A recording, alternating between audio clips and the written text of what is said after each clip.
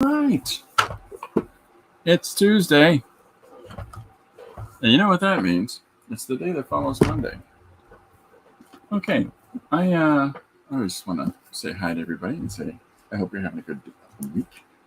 I've been having a good week, very productive, getting some stuff done, and that's always a good feeling. You know what I mean? Like that's when you're able to just sort of dial into that.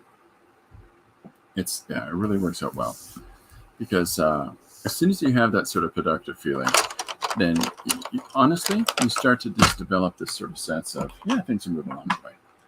Since things are moving along the way, I'm just going to keep on keeping on.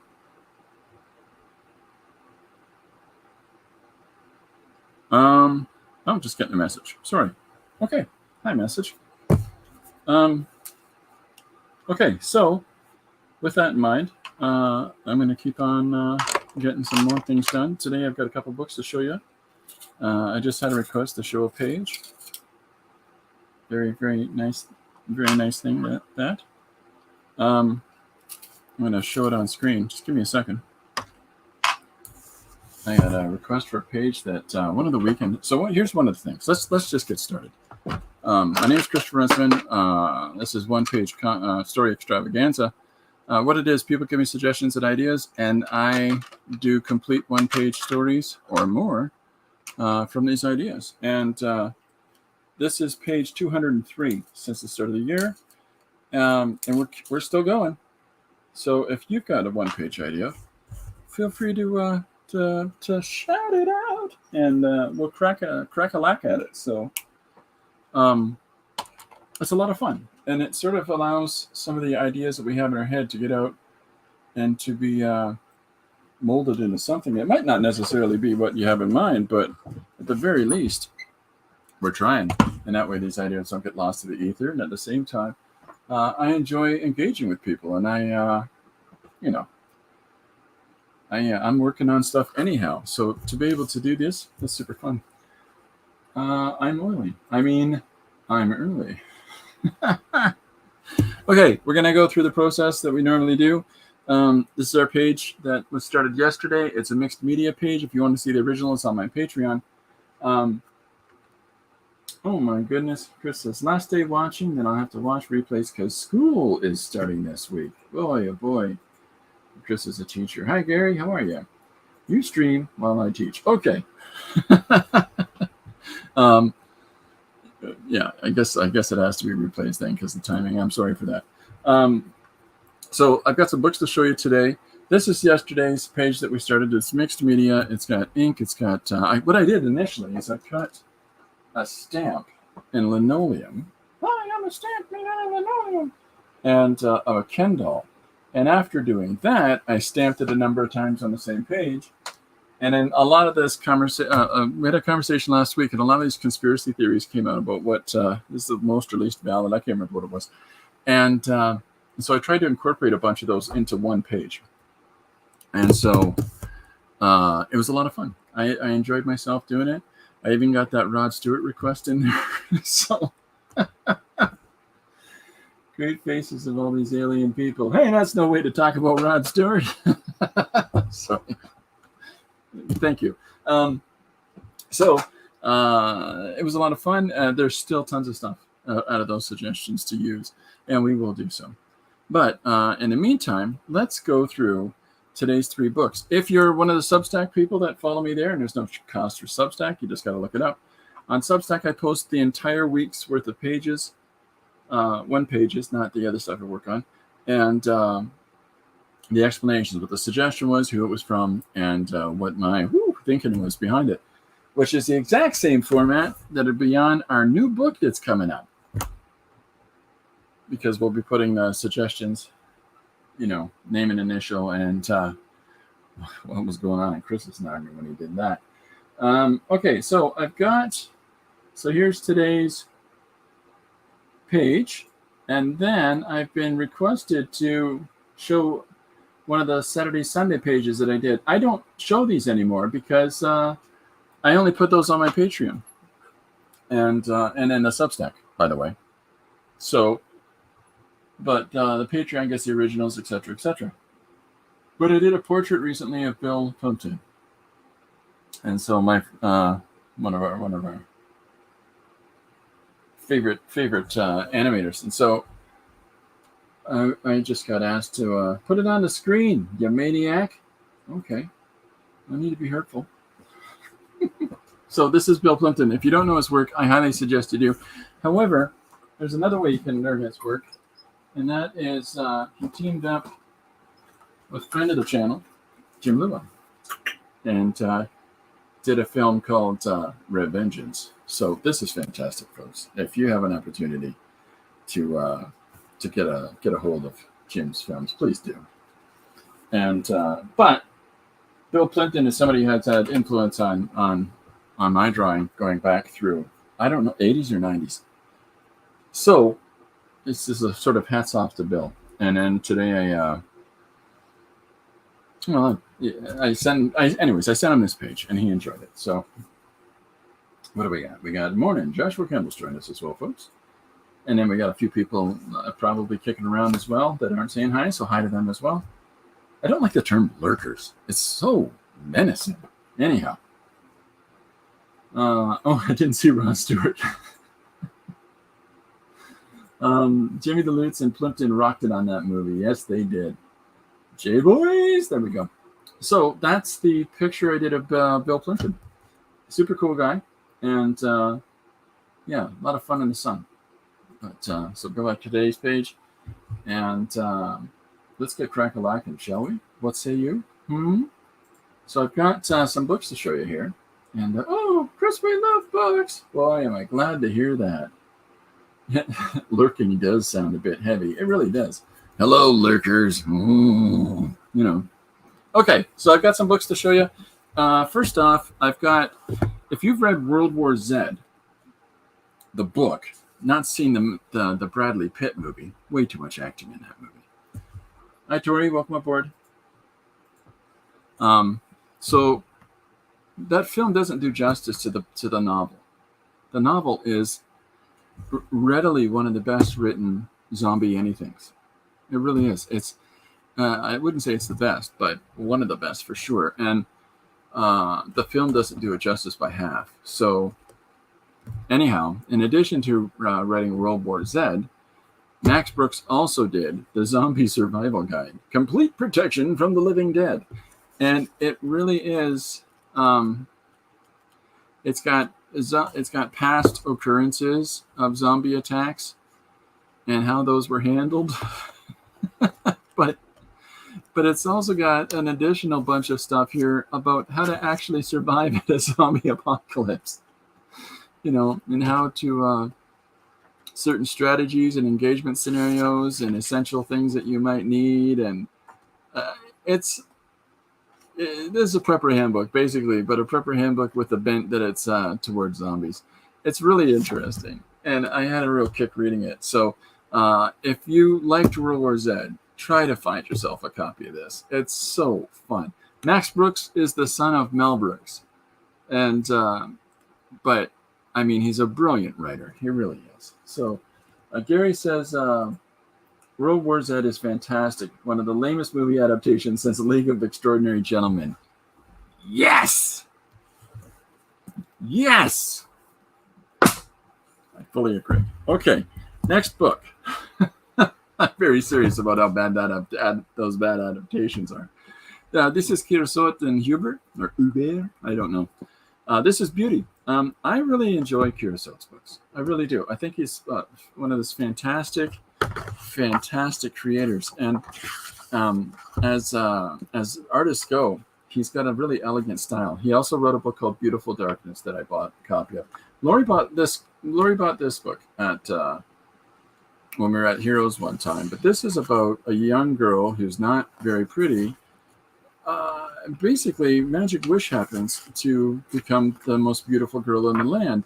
The problem with that is she's the most beautiful girl in the land. And so as soon as, you know, you become desirous to all, well, now you got to cope with everybody desiring, right?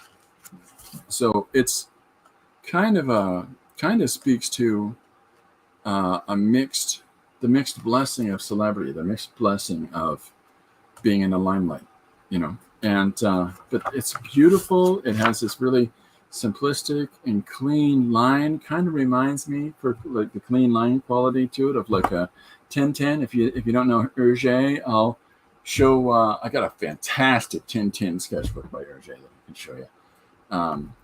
I all these books that I've bought over the years, and books that my wife's bought, and or the kids have bought me.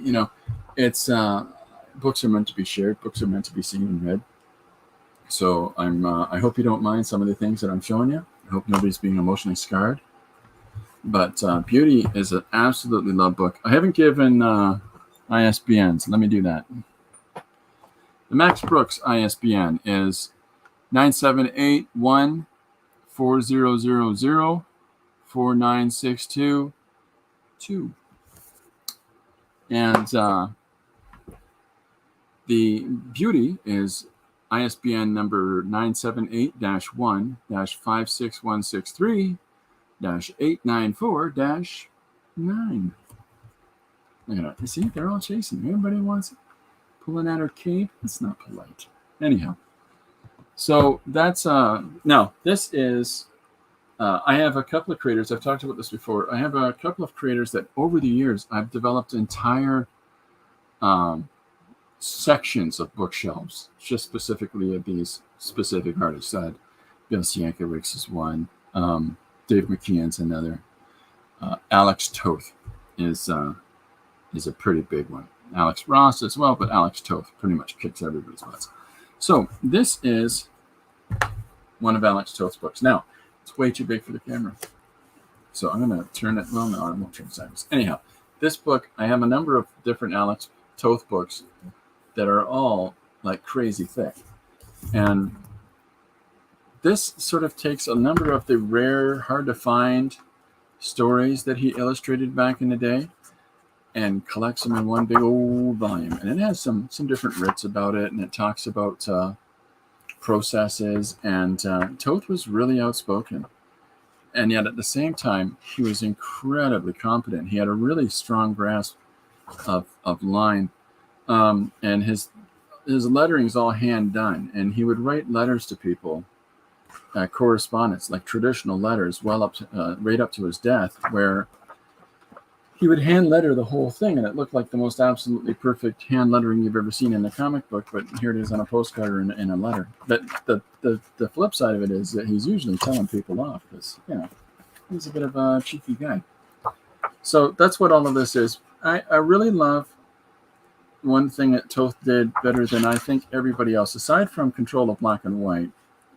He had this fantastic facility for the intermediate line or the intermediate value. And so Toth would do, I'm trying to find an example for you. He would take a panel and he would break it down into three different spaces. And so what he would do is like there'd be the complexity of the foreground. Here's our guy. That's our whole focus, right? And so he would divide up this foreground image with this heavy shadow line that separates the foreground from the sky above and from the, so it just pushes that midground back into the distance. And then he balances that out by dropping the shadow from the horse here. And while it might just look like a thing, that thing is really impactful, and it works on such an unconscious level in your mind. Here's another example. Cowboy getting pulled off the horse by a rope across the trail. And then there's the foliage of the background. But the reason that it has impact for you to focus on the cowboy being pulled off the horse is because he has separated that foreground and that background by that intermediate space, that midground space, with light value. Yep. Anyhow, Alex Toth is able to show so much with so little. I mean, look at that. This just the whole posse's are rolling on. They're chasing somebody down at night. Here they are up on a ridge looking down below. Sometimes you don't have to draw all that information if you can just figure out a way to use light and dark to tell the tale for you. Here's another case. Foreground is, can I get this in camera or is it too low on the page?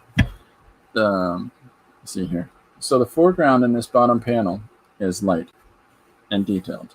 Midground is this heavy shadow that pushed light space before we get back into the hills. It's just a control of space in a panel. If you aren't familiar, I can give you the ISBN in that. If you aren't familiar with Alex Toth's work, look it up. Just look it up online, right? I mean, look at spaceship. So simple, and yet there's so much form and structure in that because it's a complete control of light. Love that art. Lukewarm and the Cowboys' reaction of it's all how you read it, right? Or oh my. Yeah. I like to read everything as though it was being acted by Sulu. Seems like we can't just pull off a test without some shadow hanging over it.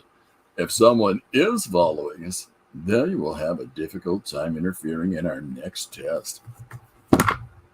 Anyhow, ISBN 978-1 68405 412-1. Oh my. I'm going to get you, sucker. You gotta love I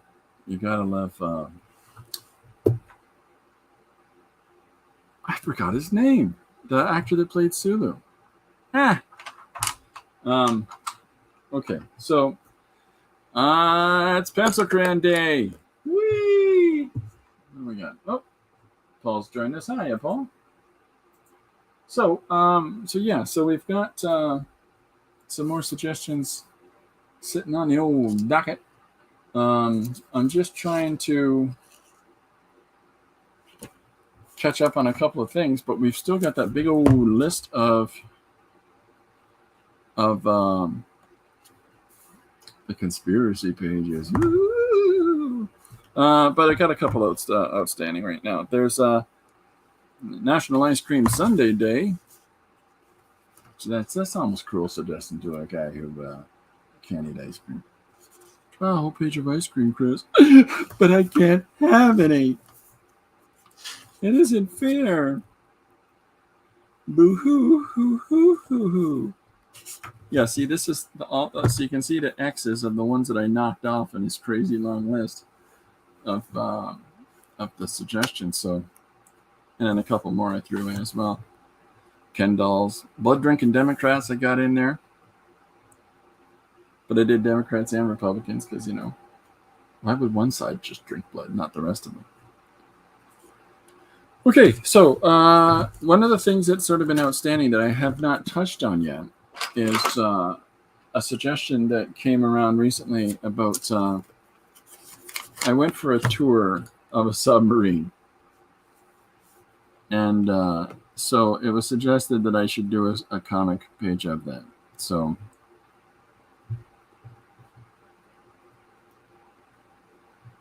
largely because I am but a humble kitten of 5'18", and I didn't fit in that submarine, so this might be some comedy.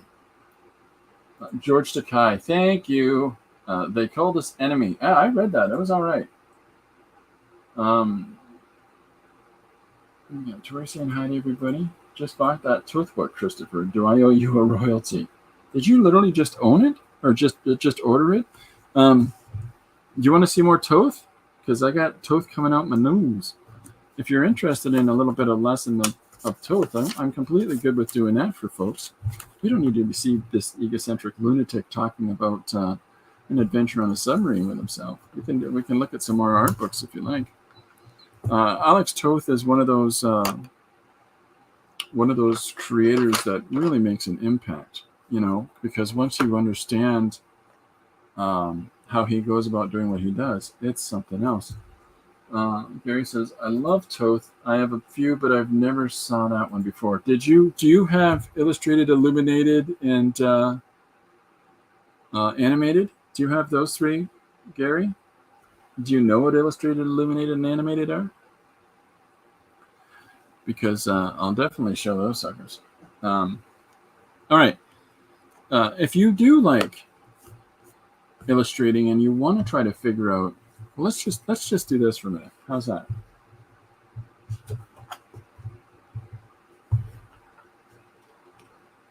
That's cool. Hey, hold on a second. This is cool news. Oh my goodness, congratulations. Super pow. Super wow. Congratulations, sir. I appreciate that. You told us for Paul. Okay, so wow, really proud of you, Paul. That's fantastic, sir. Okay, all right. In that case,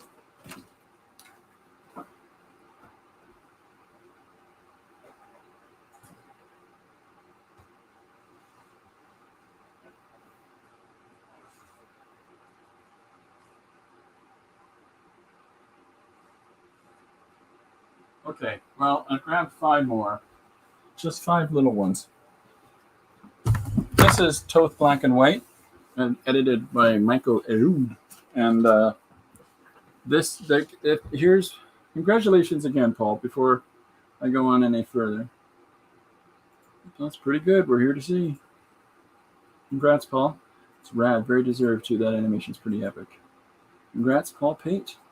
This reminds me of the junior high principal, 2 meters high, and his car was a Renault. Tiny one. That's about right. Huge congrats, Paul. Congratulations. Okay, fantastic. That's so cool. If you get a chance to see that, please do. It's very good animation. All right, so here, this is Toth's self-portrait. This is what I'm referring to by simplicity. Just a few lines, and you completely understand the structure of this man's face. You completely understand the cut of his beard, his penchant for smoking, but the intensity in his eyes, it's all there, But when you see his work, and he's got some cheesy pinup stuff in here, but then he's got this fantastic page about dancing, and it really feels like dancing. Let me see. There's the Fox. He did the Fox series. Let me see if I can find some of his superhero pinups. Here's the Space Ghost. This is the guy who designed Space Ghost, by the way. There's Space Angel.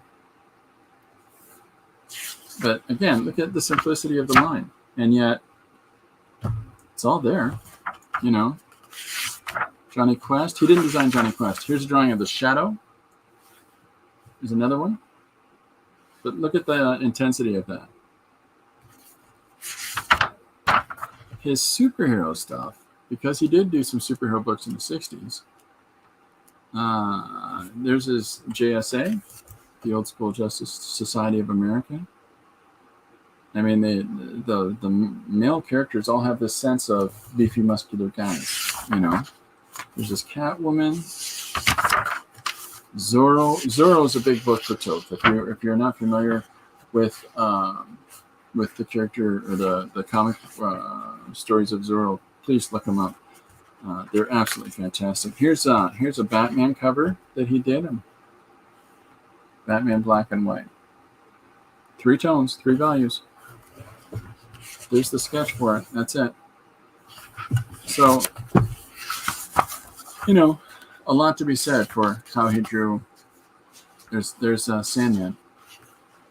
Simple black and white line. And Torpedoes, his other big famous book. If you get an opportunity to read Alex Toth's Torpedo, it is a masterclass in crime noir comics. It's a masterclass. Okay, this is Bravo for Adventure, one of Alex Toth's characters. When I bought this, I was quite pleased when I came home with it, because Bravo for Adventure is this airplane flying character that he created. It's got his little, the girl, the girls that like him on the runway strip, and his mechanic, and the one girl that loves him the most is the daughter of the mechanic. It's the whole thing. But look at some of the situations happening here. Look at these guys running with this high contrast light. Dark in the foreground, dark in the background. All your focus is here. Light in the foreground, dark in the midground, light in the background. But your focus is drawn right there. seriously a master of it. And Paul's got a red face. I love Space Ghost. Oh yeah, indeed. Yeah, that's great. So if you study the pages, if you see how his work suggests a control of space, you don't need a lot of fufura. You don't need a lot of details. You don't need a lot of color, and you can break everything down into simple marks, simple marks. And yet, with a panel like this one at the bottom, that's a hit. You know what I mean? That's a big hitter. This picture is drawn from underneath a car, as these two, Bravo and his mechanic, are walking by underneath this car. It's really okay, Jesse? As perky as ever, Bo. You'll see. Right? There they go. So he's drawing a picture from under a car. And yet at the same time, it's conveying the story, and that's really the bottom line. Okay? So off he walks, meets up with his friend. They're walking by talking. The whole point of you paying attention to it is that, unnoticed by Bo, Jesse, the car following Bo has come to a stop. So that's in the foreground, right? But we're focusing on the conversation. So even you're not paying attention to the fact that you're looking underneath the car. So, yeah. So, Bravo for Adventure. Alex Toth. The ISBN of this book is 978-1631403507. Okay? Gil Kane, the finest artist that comics ever had. Holy come on. Gil Kane. Anyways, next books. Okay, this is The Life and Art of Alex Toth. It is that thick. It's 1.5 inches thick. And that's Genius Isolated, Genius Illustrated, and Genius Animated. So, and all three of them are the same size. I'll just show you them quick. But this is, I don't know if you guys have seen this. If this is enough of Toth, just let me know. Gary says, that's a great panel. Oh, yeah, it's an amazing panel. By any chance, do you have any Wally Wood or Will Elder? Yep, I got books of both of them. Those two styles are very similar to me. I love them. I'll show you those really quickly in a moment. I have no problem showing books through for these things. Okay, so here is the Life and Art of Alex Toth. So you can see the simplicity of his sketches. Okay, so with that in mind, here's Alex Toth in a letter to Milt Caniff. Man, just John Romita Sr. on Alex Toth's influence. John Romita Sr. was influenced by Toth. So here is some of his general work. It just talks about his life, goes through that, and the hardship he grew up in. Okay, and then we get, look at that image. So there's that shadow image I showed you earlier. And so here we go into young Alex and his career there, and then his earliest work. You can see how an artist finds their footing. But then we start getting into some of the early romance books that he did.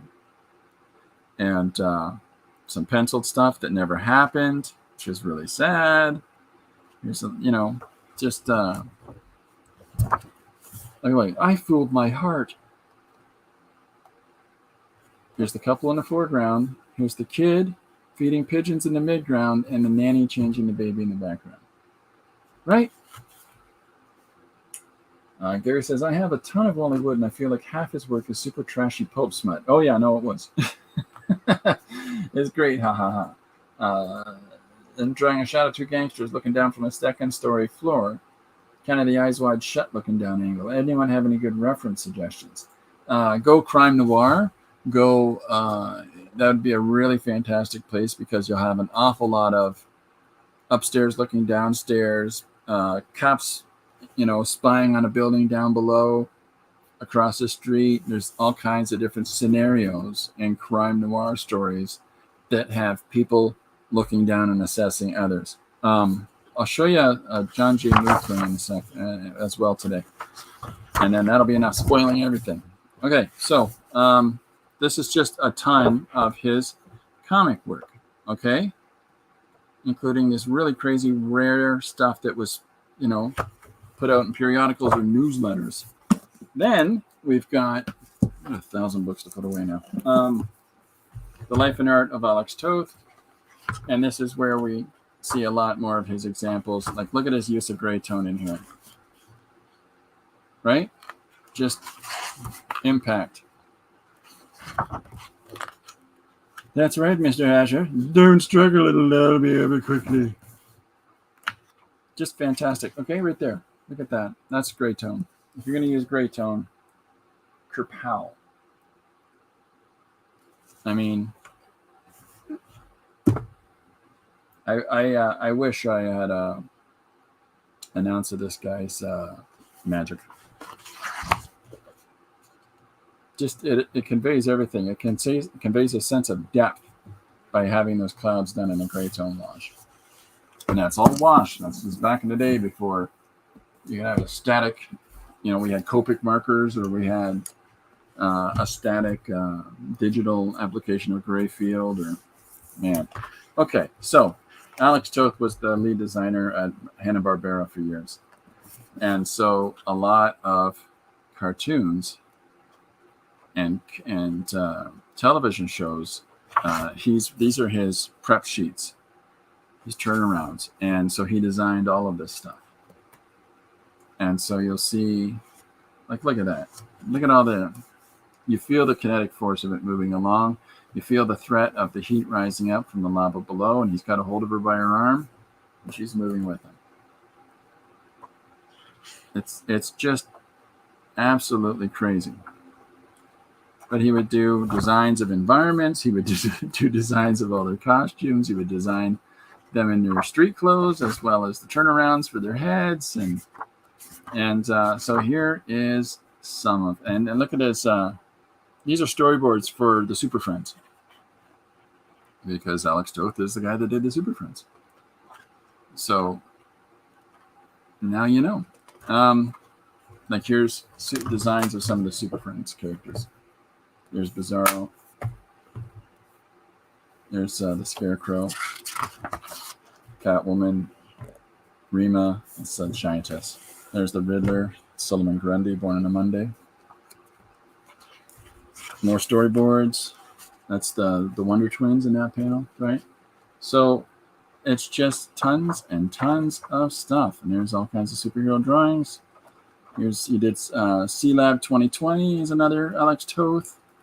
Zorro, of course, the animated is another. The Midor, the Galaxy 3, the original Birdman. So this is all Alex Toth. Herculoids is Alex Toth. Herculoids was one of my favorite things when I was a kid. There's Galaxy Trio, Shazam, Samson. There's the Fantastic Four. So, okay, lots and lots and lots. And then, of course, there's Space Ghost. Turnarounds, right? Space Ghost, the ghost with the most. Okay. What was the other? Wally Wood, Will Elder. Jim says, those books are magnificent. They are. Do you want the ISBNs for those? Or if you do, let me know. Wally Wood. Jim message your possible reference. Big heart shape. Okay, here's a Wally Wood.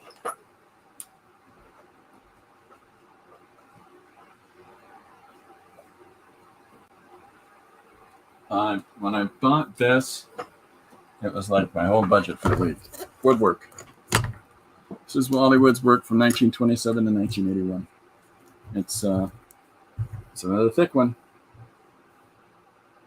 I show you according to my big thumb. It's about an inch. And but you can see this is another one of those artists that has absolute control of value, shapes, and space.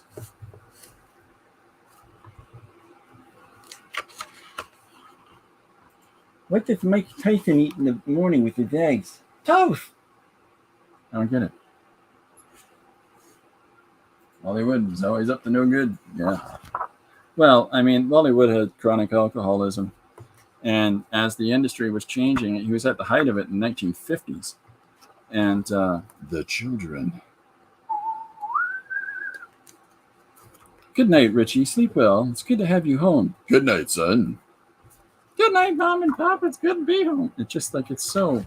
There's a Ray Bradbury story. There will come soft rains. Like you'd be amazed the amount of 50s sci-fi that was adapted into EC Comics and like. But anyways, Wood was one of those guys who peaked at such a time that by the time the 70s and 80s came around, he was sort of pushed, like let off to the side. And I mean, he was living in a one-bedroom apartment. He'd had a few divorces. He's living in a one-bedroom apartment in New York with a mattress on the floor and a desk. And eventually got a desk. For the longest time, he sat with a board in his lap and a wooden chair in the corner. And that's how he did a lot of his stories in the later part of his life, the 70s there. So, but the work he did, I mean, a lot of these visions and stuff that people have of sci-fi futures and that, a lot of it has to do with artists like Wood. So, you know, a lot of people compare Wood and Steranko that I've met over the years, and I'm sorry, Steranko doesn't remotely come close to comparing.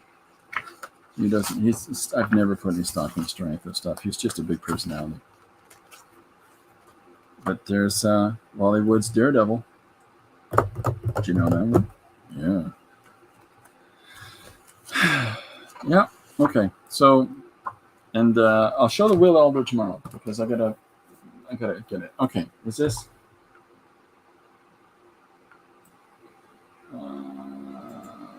Amazing. I didn't know this. Those are cartoons I watched but never looked into who was behind it. Yeah, one guy was behind a ton of that. Isn't that something? Dude was so prolific. He sure was. Now I want that book. Okay, ISBN number. The 22 panels that always work has probably shaped most modern comics to this day. 22 panels came around because Wally Wood was sick and tired of getting bad scripts by bad writers, but he needed the work. And so what he came up with was these 22 panels, 22 set frames that he could use whenever somebody got too talky with his script. And so you can only do so much drawing people walking around talking was his problem. So he came up with this sheet, of these examples that he'd shown in the studio. And one of his studio assistants, who went on to become a really popular artist as well, he put it together, 22 panels, or that. What was it? Josh got the name right. 22 panels that always work. Thank you. So, just let me see if I got the examples. Okay, so this is some of the examples of the cheeky stuff that Wood was doing at the end of his days.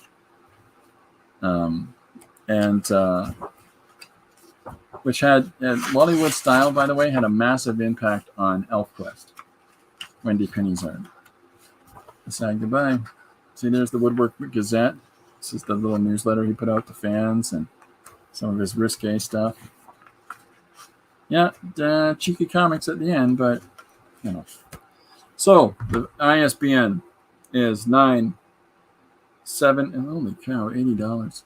978-1-61377-292-8. I have copies of 22 panels that always work if anybody wants to see that. I highly recommend that you look that up online. If you're illustrating stories, look up 22 panels that always work because they can get you out of a jam. So what I pulled out this scrap piece of paper was to show you what we talked about a moment ago with Toth. The whole idea is that you have three separate values. Okay, there's your, in this case, we're calling this black or solid, the solid dark value. And then you have your light value. And then you have your intermediate. And so the whole idea here is that by using variations of these three, okay, or even if it's two darks and a light in between. Even if it's, if you're doing a night scene and you want to do two darks, but a gray, an intermediate in the center of it, and have some high contrast light work on them. If you're having reflection from another or projection from another source, or just leave them gray silhouettes in an environment, or tone them out in that gray so that you get the sense that they're in darkness. Like all of these sort of different applications apply, right? Has anyone ever made a comic series called Cheeky Comics? Yes, indeed. That'd be a great comic series title. Good day, all. There we go. Woods and Elder style remind me of each other. Now I got to get Elder out. Okay. So if you look at variations on this, then you'll see that okay, well, here's something fun for you. I bought this some years ago, and we got a copy in. This is Mad's Original Idiots trilogy. Comes in a nice little box that I just put over there. You got Jack Davis. These are early issues of Mad, collecting his work in Mad Comics numbers 1 to 23. Here's Wally Wood, the complete collection of his work in Mad Comics 1 to 23. And there's Will Elder, his collection of his works in Mad Comics 1 to 23. So whereas Wood, and this is the slapstick zany style, but at the same time, you can see how he's using form. See? So a lot of the old guys did this. But you can see how his style of form exists, where he's got this really, it's like a voluptuous line. Not voluptuous as in like a woo-woo, but voluptuous as in skinny starts, rounded centers, like thick centers and skinny ends. So your line always has this sort of soft touch, heavy touch, soft touch as it comes around. And he moves all throughout the forms like that. And it gives a sense of volume and line. If you look at a drawing or painting by Modigliani, that's exactly what he's doing when he's drawing these, what look like incredibly simplified portraits are actually really competent movements of a brushstroke in order to get thin line, thick line, thin line, in order to simulate volume and shape, right? So Will Elder was really good for that. Wally Wood was really good for that. Whereas Will Elder has this, he's got some of that too, but not in the same way. You'll see this heavy line exterior, thin line interiors. He's got a real good quality of line, but it's just not quite the same. He leans fully into that, whereas Elder has this fantastic sort of,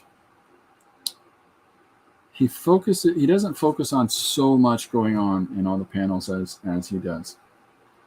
Elder doesn't focus so much on everything in the panels like Wood does. He cuts back. He cuts his shapes down.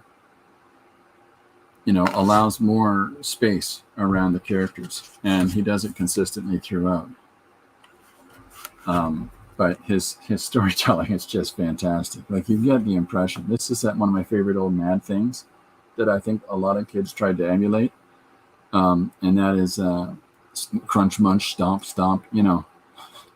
This whole implied somebody's pounding something into the ground with their boot, aesthetic, where all you're seeing is a foot raised up in the air. But because of those lines that move down to the bottom, it implies that foot is coming down, right? Monday, 9:30. My partner and I were working the day watch out on Homicide on Monday. This is a spoof of Dragnet. We should have worked a day watch ourselves, but we worked it on Monday. Tom Monday. He's the janitor. Just so dumb. I love this sort of panel. I try to put music in things at times and have sounds like this. And one of my favorite things about onomatopoeia is that however you read those sounds is how they sound in your head. Like, it's all about how you read it. And if you read it like ba, dum, da, dum, dum, Down, down, down. Where's dum, da, dum, dum, right? Did you used to get discounts when you? Yeah, I did. I did, of course I did. But some of this isn't from the store. Like a lot of books that I've picked up are from like Chapters and other bookstores that I go to. When I was at Toronto, I bought a really cool Glenn Barr book. I really like Glenn Barr, and I always got a kick out of his painting work. He's got this great picture of Jesus driving a convertible, cigarette hanging out of his face, and there's angelic women in the front and back seat, and it's just like, yeah, I'm the son of God. It's just got such a quirky aesthetic, and his brushwork is very implied. So, anyways, this is the Toth. This is the classic illustrator idea. You know, you got Toth, you got wood, you got elder. All of them use it. Tomorrow, I can show some. I've got some Kriegstein. If you want to see a nice Kriegstein book, or some Winsor McKay. Oh my gosh, Winsor McKay is another one of the artists that I have a lot of stuff of. But make a note of this for yourselves, and then try this out. Try this out. Try looking at whatever your compositions are. If you've got some existing compositions, look at it and think about this. Think about the interchangeability of these three things. And again, remembering that you can have, and when you do the intermediate, okay, it doesn't always have to be a flat tone. Consider that for a moment. Like if you've got, you know, Bob in the foreground alien here who's sitting there, and then you've got his spaceship, and that's what you've got to accomplish. It's just bad Bob drawing and bad spaceship drawing. Now, how do you do this in order to separate these two guys off of the same plane? Because right now it looks like a child's drawing, and the thing about children's drawings is everything takes place on one single plane. You have the house, you have the sun. It all looks like it's on a flat surface, two-dimensional.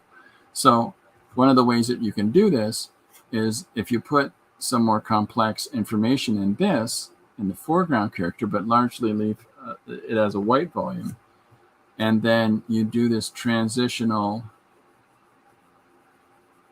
gray that builds up into the center section, and then in the background that runs so that, and then this is kind of one of these tricky parts, is that if you put right here, and you never want to, by the way, if you've got a shape like this and you want to run a horizon line to it, go above or below this line right here. You don't want to connect it to that. You want to go above or below, right? Because then it doesn't become what's called a tangent line, where it just blends right into one into another. So by doing this, okay, and placing this darker area in behind, you've now established, oh, one more thing, I'm so sorry. And then you have a shadow here. Now you can put the shadow over there, put the shadow over there, depending on where your light source is. But what you've done now is that you've identifiably pushed your image so that our alien here is in the foreground.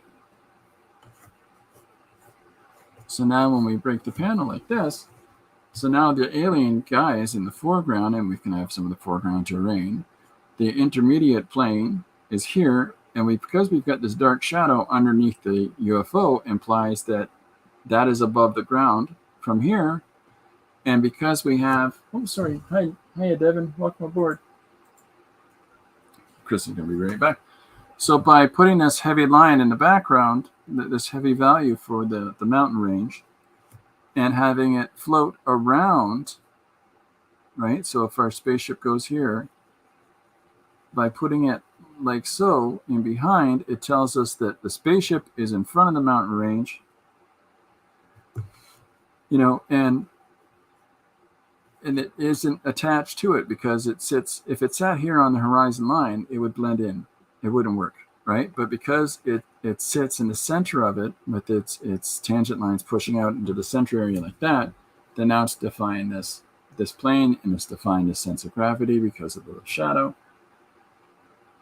And our alien guy is pushed to the foreground only by contrast. Does that make sense to folks? Does that help anybody? So Toth is great for that. Specifically is this is the guy who had the heaviest amount of influence on it. But if you look at a lot of the 1950s artists, this is the impactful way that their art looks so different than contemporary art. Because even though contemporary art is fantastic, I'll show you a good example. Give me a sec here. Okay, so here is Stuart Immonen. Stuart Immonen is another guy that I got a whole bunch of books of. Now, that's Sarah Pacelli. Did I grab the wrong one? Oh, I did. No, here's some Immonen. Okay, so Immonen. So when we're looking at, okay, so the challenge of contemporary comics is this is your light plane in the foreground in this panel. Okay, there's a heavy contrast darkness of the insides of the spaceship. But on the other side of these big space windows is this intermediate value. Now, it's the challenge with the more dimensionality that's in a lot of contemporary books is that it's not as direct. It's not as high contrasted, right? But it's still the same underlying principle. Okay? So, and this guy is an absolute fantastic master. Look at this shot. So, here we go again. There's our gray. There's our black. There's our white. And that pushes that sense depth. Okay? Lots of fun. Good stuff. Characters, right? See the lit up floor behind them as it recedes into the distance, and then you've got your black for the distant plane. When you know it, you'll look for it everywhere. And when you look at the stuff, and what I would recommend is look at an example of illustration that you really enjoy, and look at an example of illustration you really don't. And you might find that this is one of the rules that's being used or being broken or not being used. And if that's the case, it might make some sense to what you do or don't like. Okay, so I'm going to try to get this better in the camera. City shot.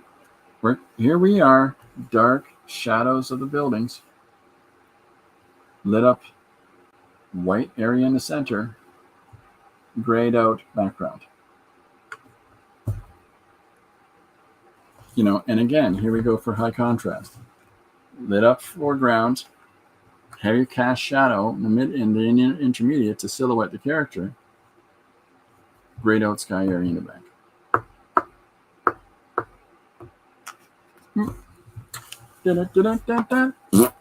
So the stack is 1.5 feet high now, folks. I hope that helped. I hope people like that. So try this. Try scribbling and doodling some panels like this. Toth would do that all the time, by the way. There's in these animated, illustrated, the pre-book collection there. There's tons and tons and tons of examples of it, where it's just entire pages of him drawing. If I've got a biplane here in the sky flying, then in order to give a sense of depth, he knows, like that light cloud thing that we saw before in one of those examples that I showed you. And he would leave this separation sometimes for the plane in the sky, just to once more pop this plane forward from the gray sky background. But because it's got what's actually happened here, because it's got the gray as the clouds behind the airplane, and then the white plane for the background for the sky itself, it's actually made you realize it goes plane, clouds, and all of that's the sky. And it works on such a subconscious level that once you start figuring that stuff out, you'll go from being a black and white artist to an artist with greater depth. Now, that's not applying to anybody that's probably in the stream today, because I think everybody that's in the stream today is a very competent illustrator. But if you ever look at a black and white drawing and go, what does this need? And that might be the answer. Consider this, though. Here's another way of looking at it. If you've got stick figure, okay, and you've got stick figure in background, okay, if you've got his house here behind stick figure, then there's no sense of separation between, even though the scale is different, there's still no sense of separation between A to B. If you have stick figure, okay, and the house, okay, so the house now sits right here behind him, it gives you a better sense of him in space. But if you do one more thing, and that is, because you've got him in the foreground, and let's say we've got all the information on him and the shadows and so on and so forth, do less of that detail on the house, and in order to place those things together, something as simple as that intermediate value pushing back to your horizon line, a form, so that your eye knows now that he is in the foreground of the house, even if the house is directly behind, right? Yeah? Okay? All right? Is it all right? Is it okay? So that's any questions?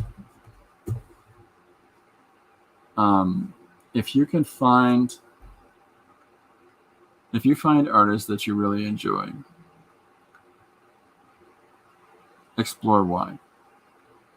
Sit down and assess what it is about their mark making that maybe draws them out differently for you than the next person. If you get a chance, though, take a look at Modigliani, the painter. There it is, Modigliani, right?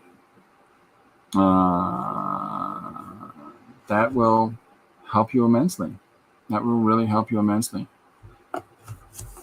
It's all right. It's all right. It's okay. It's okay.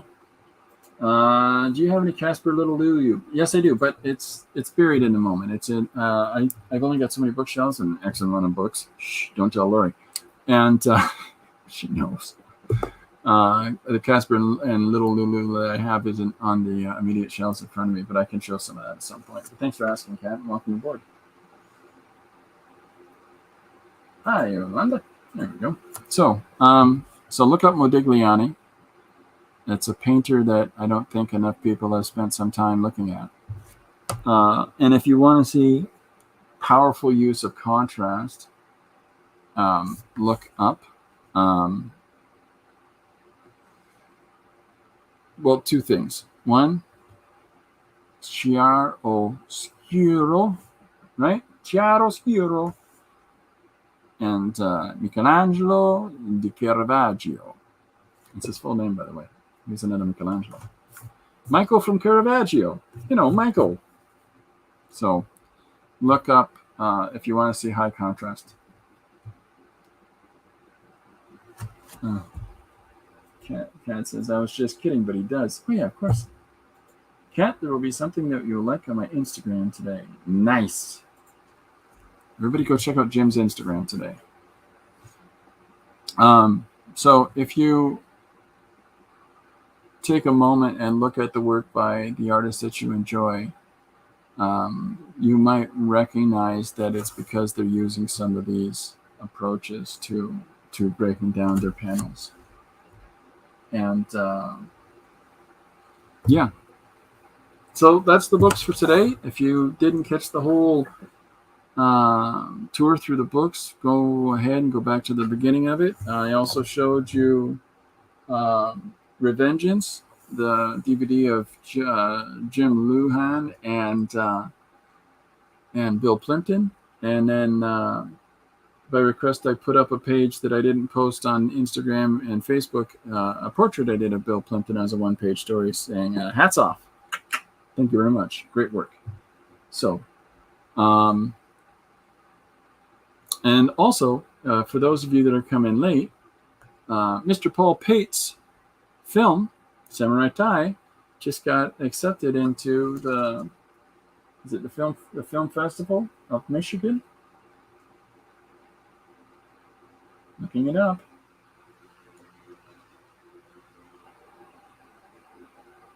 Still looking it up.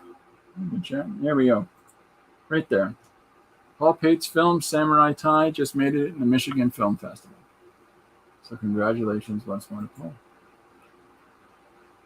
If you get an opportunity, check it out. So, all right.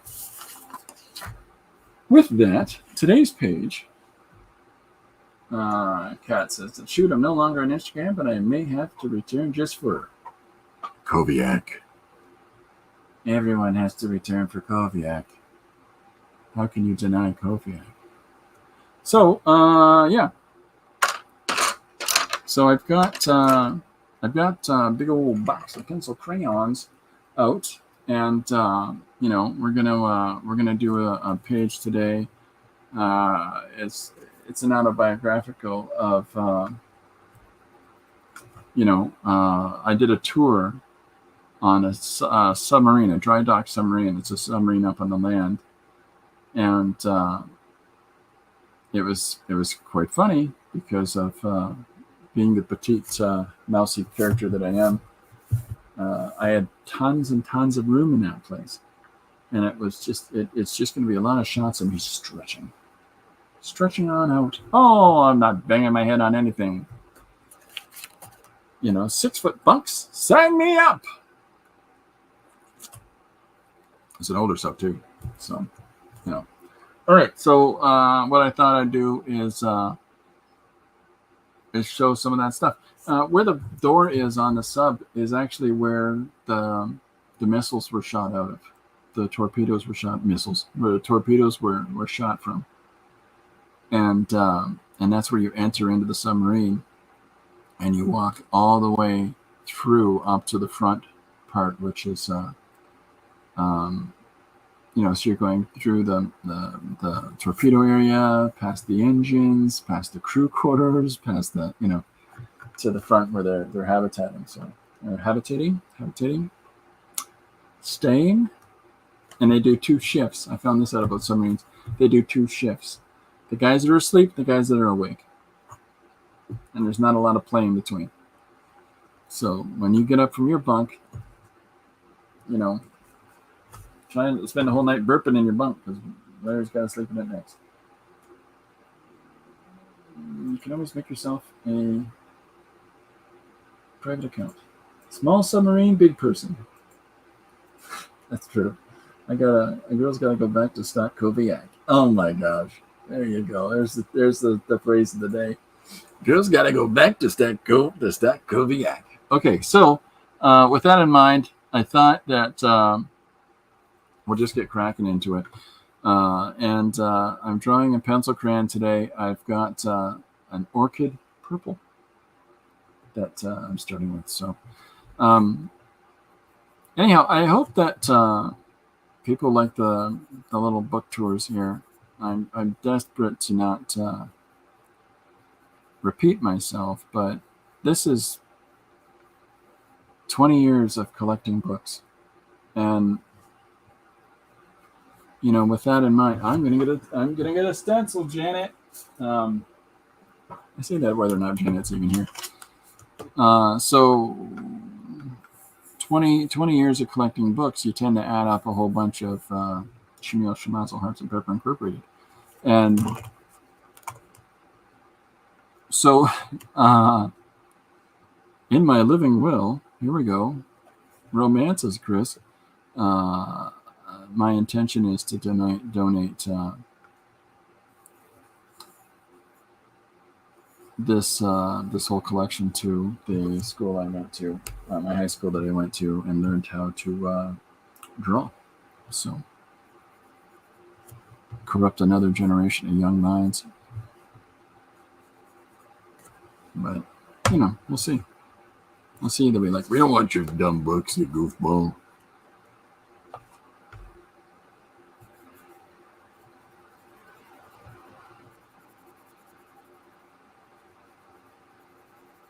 All right, so I'm just going to start off by, let's just open the door on the sub. So I'm just drawing some, the turny wheel. And then another thing that they had is the locking brackets, sort of like a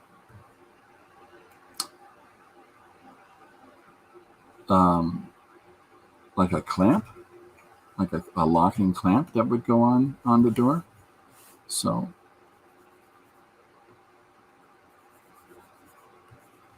I'm just, when I'm drawing stuff like this, here's another thing to consider. Think about how this piece of the clamp and the bolt that's here connects to this piece of the clamp, which has to bolt from underneath into that side. That's the way that my brain wants to work while I'm drawing. And the reason that I want it to do that is so that I try to draw things so that they're somewhat representational on some kind of level. And if I think about them as volumes in space, then that does help. All right? Okay? Is that okay? Is that right? So, and then the other thing to consider, let's just grab another random color. Yeah, you. We'll call this one Dave. Any Daves yet? Well, now you're a pencil. All right, so I'm going to do, so I've just introduced this second value, and my whole purposing behind the second value is that any shadows that I'm going to put in now, I'm putting in with the second value. Why is that, Chris? I don't know. You got to address shadows somehow.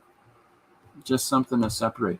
And if I can get it to come across that this sits above this as I'm drawing it, right? Then hopefully that helps the whoever it is viewing this to have a greater sense of reference for the space in the image, right? This maybe is okay. So let's put on a little wheel.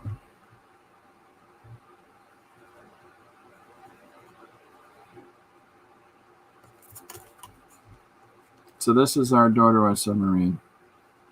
I spent a lot of time showing books today.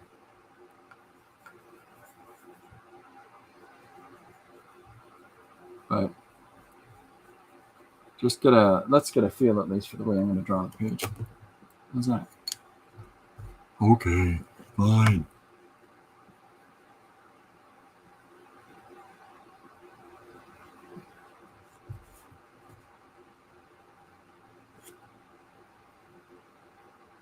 So if I draw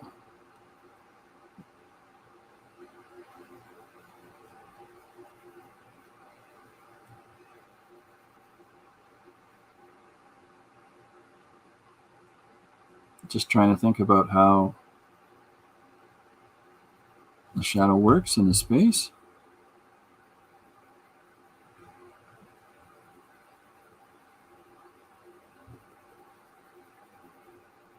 Because the shapes that are down here in the shadow have got to replicate the shapes that are above them.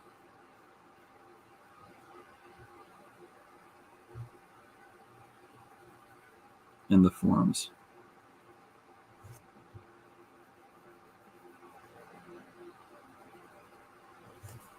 Why is that, Chris? Because my mom said so. A 21-year-old son decided to watch the Titanic movie after the submersible tragedy. He really enjoyed the movie.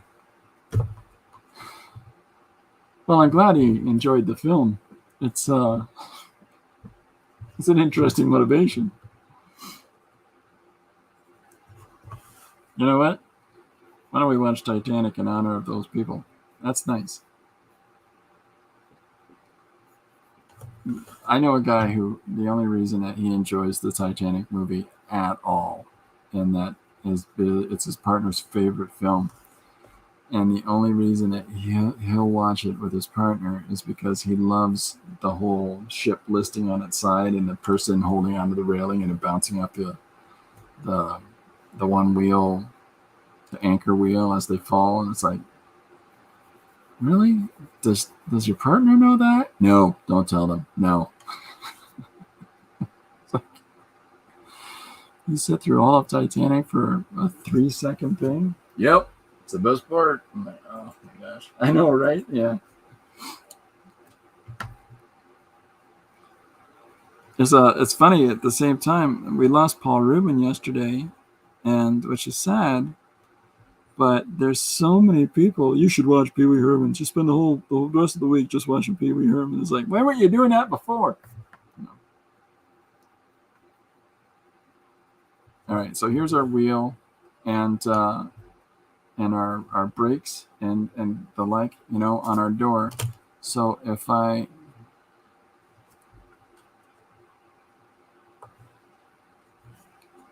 trying to do this with my goofy hands. My hands aren't working perfectly today, so I apologize. So if it's a door, it's got a big old hinge, and the hinges in submarines are massive.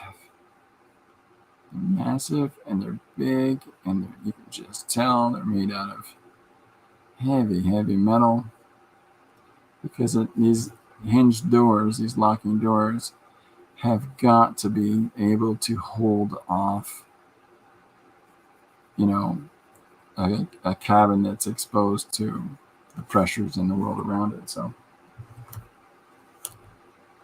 Josh is hitting the lunch. We'll watch the rest later. Great stream. Thanks, Josh. Have a great day. In my early 40s, an ex-girlfriend insisted I watch Titanic since I hadn't seen it, the feeble equivalent of men making women see The Godfather, and I have to admit it was fun. Ah! He does a spin. He does a spin wheel. You have to go back and watch it now. And when he hits it, he spins until he hits the water. It's dark, man. It's dark. It's dark stuff. That's why they call it Titanic. Like that. Yeah, so it's definitely a good film, but he could have fit on that board. That's all I'm saying. Yes, I mean, Godfather's a great series. There's a lot of people that you can't get to watch The Godfather, though, unfortunately, because, there's a good part of it that you got to get through. And if you don't like any kind of violence at all, well, that just takes you right out of it.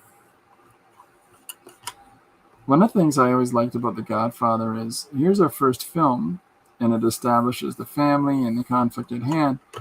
But the second film gives the origin of the family. And I always liked that. Always liked that. This is what I always say. They could both fit on that board. That girl should have just moved her butt over.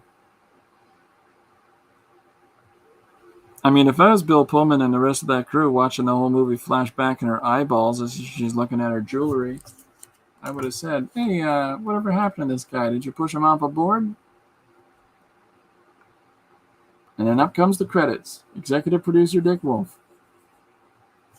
Or James Cameron.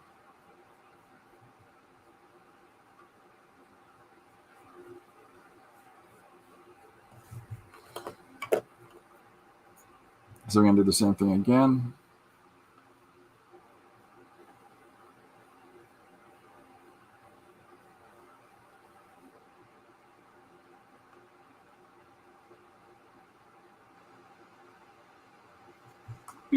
So there's our door. Another thing that we can do is try to give some textured lines, right? Scarface is good too. I like Scarface, but I don't.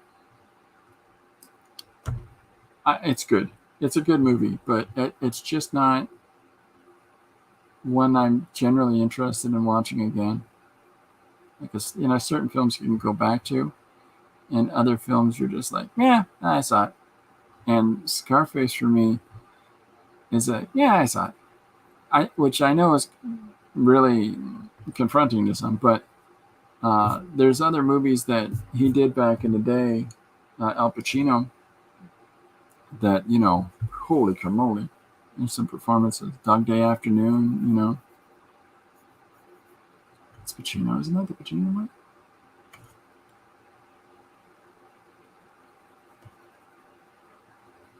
My favorite film from that time period is still 3 Days of the Condor.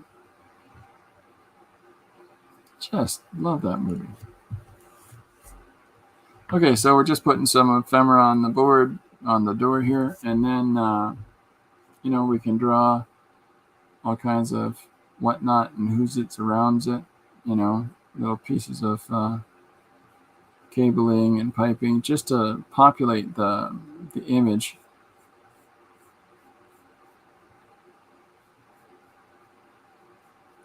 Just to sort of give the eye something to move around with.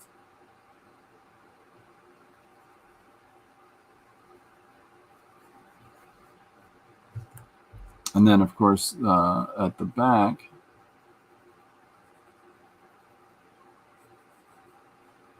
we want to have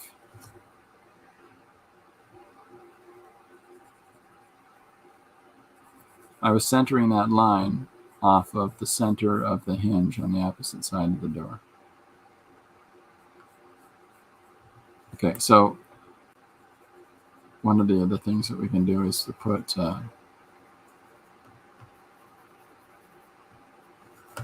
just some shape lines. Give a little sense of, maybe there's some sort of reflection of light or refraction because of the safe of the door, the submarine door. But okay, what am I missing? I saw it for the first time a couple years ago, and I really liked it. Say hello to my little friend. I can honestly say that's not a movie I'm going to ever get Lori to watch because of the 10-minute conversation about women's parts in the car. Emiliano is way sexier than Al. Just saying. What are you talking about? Al Pacino does commercials for Dunkin' Donuts. Which one's Emiliano? I'll leave that for you, Kat. Go ahead. Shout it out.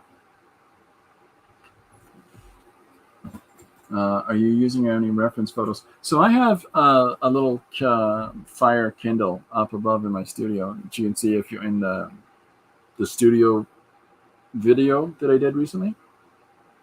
And so what I'll do is that I'll just type submarine, and up comes all these little thumbnails of images, and I'll just that's what I got. And so what I end up doing is taking those images, and I start blending a lot of those little components and parts together. Like there's no door this is more like a safe door than it is like an enclosed submarine door. I should really done something like this to it, and so the idea of the rounded shape that sort of fits into the contour of the sub, and at the same time is a more secure lock for bulkheads. But Al Pacino just birthed a baby. He's a boy. Oh, his wife did.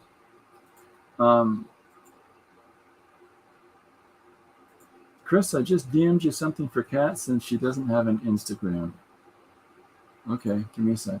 Let's see if I can pull it up.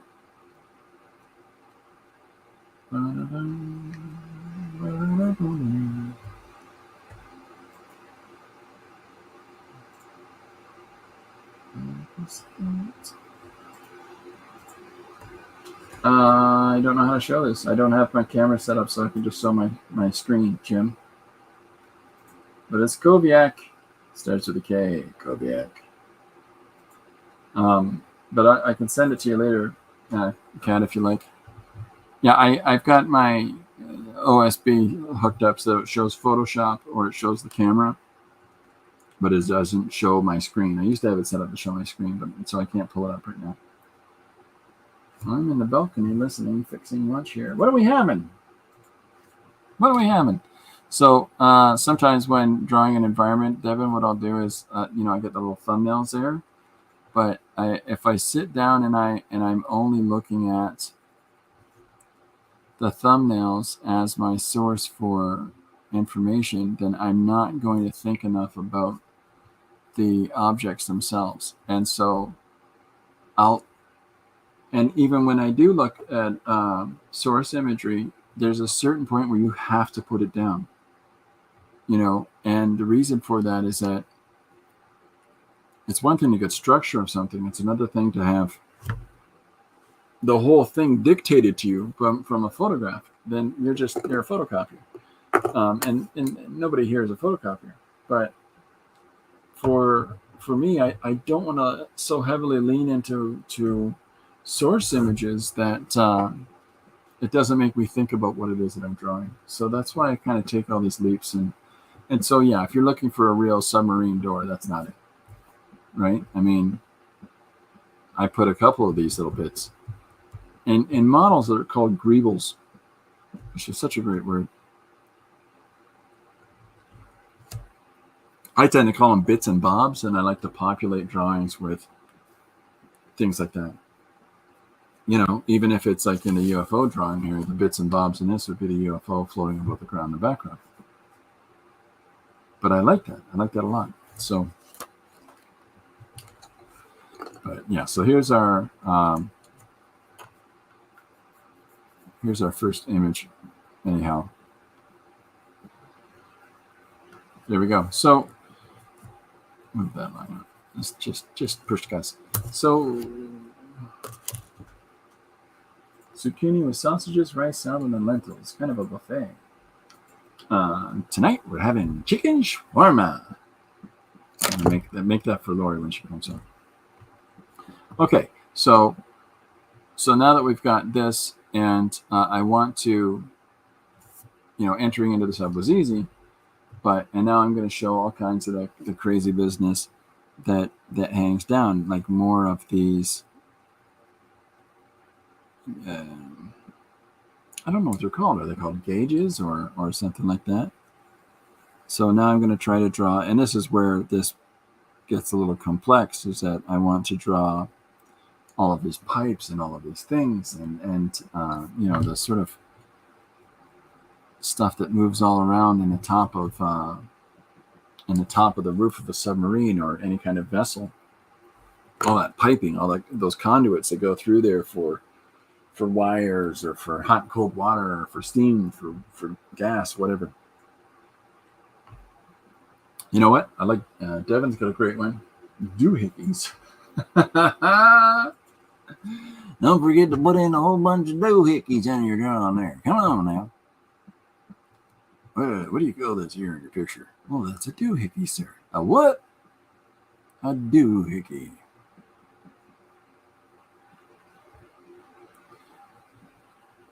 Doohickeys, keeping it real since 1963. So I'm considering things again, like the volume of shapes and how things sit one on top of another and all that sort of junk. Just, it's your drawing. And whether, if you got a submarine enthusiast that comes over and looks at your picture and goes, excuse me, that is a 4-cylinder gauge engine on that thing. And those submarine class had a 6-cylinder gauge in it, which is not true, by the way. They're like thousands of horsepower, those things. But if you get somebody that comes up to you and says, you've made this mistake here about your drawing, you're like, no, I didn't. It's a drawing. If you want a picture of the actual thing, camera, go. Yeah.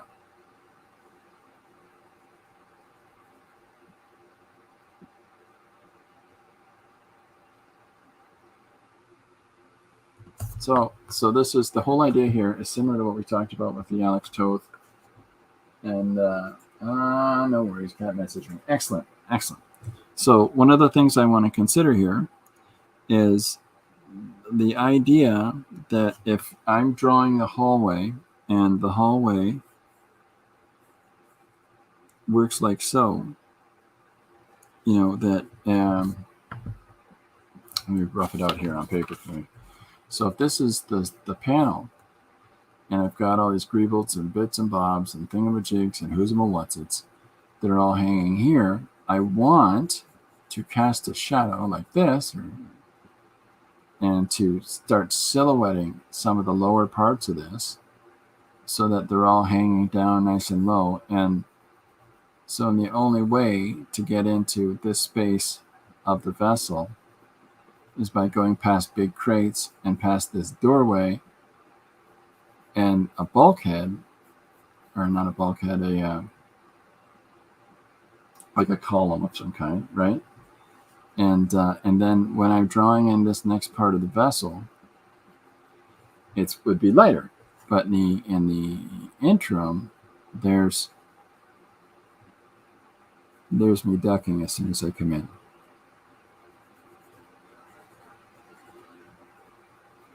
And if we put my hand on the door, right? And so whatever the tone that I draw this plane in with here, it's got to be a consistent tone.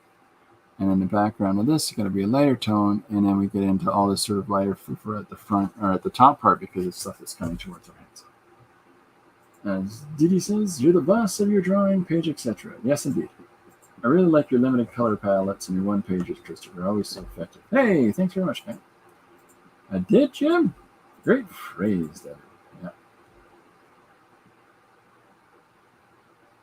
The boss of your own drawing is a fantastic phrase. So that's the intent. So you can see that in this plane, we've got this value, okay? And then in the second plane, we've got the lighter value. And in the third plane up above, we've got the intermediate. So that's trying to push the volume into space, right? Yeah. Okay, well, so that's what I'm going to keep working on. I have done for you for tomorrow. I'm going to just keep adding more and more little values to this. I'm sorry that today's stream really got caught up in showing a lot of books. If you weren't interested in that, and if you were, man, if you want some more of that, let me know, because we've got X amount of books that we can be showing, right? So if there's stuff that anybody's ever wondering having to do with compositional stuff in storytelling, or like this, I really hope this helps someone. Okay, this consideration of this or this, and the complexity of it's entirely up to you and your want for telling story. But try it. Remember to overlap your planes, have objects that overlap the different levels of space, and at the same time differentiate the tonal plane. Like to have tonal variety for the different planes, the foreground, the midground, the background. Hey, you want 4, 5, 6, 8 planes of your thing, just make sure you differentiate them as you go and figure out ways to do that. You don't necessarily need that many, but people get wacky. Another artist that you can look at for that is this fella. I don't know if you've heard of him. There's now, subjectively, because I think that this guy is more important for elegant, simple, thin line artwork that tells us a lot, as opposed to this. This is far more foundational. This is far more subtle in its use of it, right? So there's extremes on how people use this approach to establishing a compositional arrangement. If that helps, there's all kinds of other things like that we can be doing, that we can be talking about. Pacing. I can talk about pacing in storytelling if you want to learn about that, and the difference of if you've got a page, and I'll do an upright for people, and you've got 9 panels on the page, which breaks a page up really nicely in an equal quadrants, or I guess not quadrants because that's before. Anyways, it breaks it up in nice equal shapes. And you've got another panel, okay, that has this and a big picture here and a random shape here, and basically what I call an image comic. And the bottom panel, then you have to realize when we look at this page, what that does in our heads is it tells us as we're reading to go 1, 2, 3, 4, 5, 6, 7, 8, 9. Just because of the equal sized panels as we're moving through the page. That's, now, it's not the exact speed of the, when you're reading it like, hi, Bob, how are you? It's not like when you're going, hi, Bob, how are you? What's going on here? Just so you as fast as it snaps. So don't look at it like that. But the point is that the rhythm is the same. Okay, so as you're reading this, as you do this, it should be boom, right? Like it sort of sets it up for like a 1, 2, and then a 4 beat note, and then here's a 1 beat note because it's the same width as even though it's much higher, and then there's a 2 to 3 beat note down below. So when you look at the pacing of storytelling that way, it sort of changes the way that you might read a book. So if you crack open a comic book and it has something like this, he's talking, he's responding. Even though that this panel is larger than that panel, the text is spread down the center. Okay? So that's an equal engagement despite the size of this being smaller than that, because it leaks in this shape here, it brings them actually in together. The weight of this close-up is similar to the weight of this full, is that 3/4 panel, just because of the way it is. Like when you look at a page, okay, well, here's a wonderful example. This guy says, I love you guys, stay safe, right? And he's leaving to go join his dad in outer space. He says, you've been at it longer than all of us, Laura. Take care of them, keep them safe. Okay, so equal time table for this. But then we get into this wonderful bit where it pauses on Laura, gets in the ship blasts off, and it leaves them all standing there looking up at the end. One more beat, and it changes our focus to her. Wait, what? What happens if we find a way to get back to our time? Do we go without them? Quiet, and they all separate and walk off, and she's left alone with her thoughts and her crazy superpowers. Point of a page like this is these beats that it's giving you when you're reading it. It's, I love you guys, stay safe. You've been at it longer than all of us, Laura. Take care of them, keep them safe. And then you're going to slow right down when you get this panel of Laura not saying anything. Just, now she's looking at the guy as he's leaving. And so you're going to look at these, even though these panels are smaller and they would quicken the pace, because there's no words in order to slow you down, it sort of allows you to understand that there's a quickening of the pace of time through it, but at the same time, you're engaging with it slower because you're purely reading visual language. And then as this girl moves off, then it gives you a sense of expedience again. Wait, what? Right? What happens if we find a way to get back to our time? Do we go without them? And then as we walk across this panel with our eyes, there's quiet Laura again, and she's looking at the girl that was in love with the boy that went away. And they all just break off, leave her to her thoughts. And then we're left with this. And then the final moment is like, uh-oh.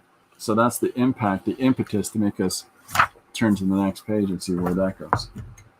So pacing is a fun and interesting thing in books that I don't know.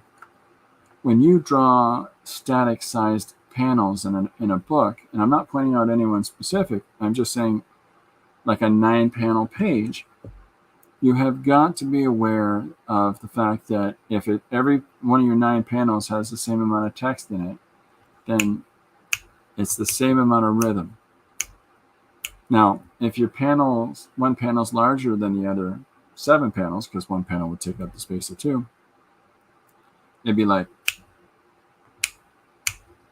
you know, you got to look at it as that pause, that break. There's music in books. There's music in storytelling. I could blather on all day about this stuff, but it's that time, and I got to go do that whole blood sugar thing. So thank you very much, everybody, for coming and hanging out today. I will get Christopher's tour of a submarine. Oh, it was the Crumblinator, by the way, that suggested this one. And because he thought it was funny that I banged my head. So I hope this stuff helps. I hope people have made a note of this for themselves and take a look at it. Just look at some compositions and thumbnail them. Thumbnailing, thumbnailing, thumbnailing. Massively important. Don't worry about the grand compositions when you're getting into storytelling, when you're plotting when you're doing any compositional plotting whatsoever. If you're going to just immediately start working on the grand thing, it's because you've probably already previously defined some sort of underpinning of putting compositions together. And in the instance of like when I'm doing these one pages, so today I'm drawing whatever I'm drawing, but these rules are kind of in my head, right? So as I'm drawing with the rules. And you'll develop those sort of things by doing lots and lots of thumbnailing, which, by the way, is storyboarding, which is stuff you do on film sets. So, yeah, okay. Lots and lots and lots and lots and lots. Look up some of these guys that I told you about today. Today we talked about Alex Toth, Wally Wood,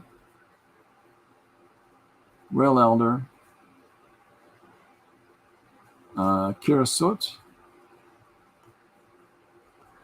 and Jack Davis, a little bit of Jack Davis, Stuart Eminem. And I'll bring some of these people back up again. Is that everybody? Yeah, because I did a bunch of Toth. Okay. So there's the names to look up. And I'm not going to pause on this for a while because it's a video. You can pause it. All right. So with that, I'm going to get this page done for tomorrow. And I'm going to go off and get some more things done. I've really got to get back on something I was working on this morning that isn't the one-page stuff. So thank you very much, everybody, for your time. And I hope some of this stuff helps. If there's any artist specifically that you're interested in seeing if I have a book of or a certain book itself that you want to know if I have and I can show, let me know. And I'll see if we've got it kicking around.